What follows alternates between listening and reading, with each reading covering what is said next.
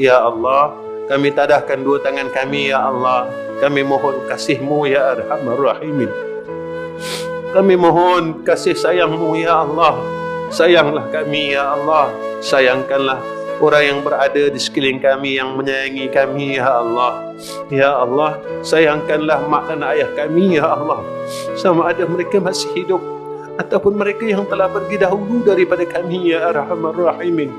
Ya Allah, Kau kurniakanlah sayang-Mu itu, Ya Allah, seperti mana Kau telah kurniakan kepada kekasih-kekasih-Mu, Ya Allah.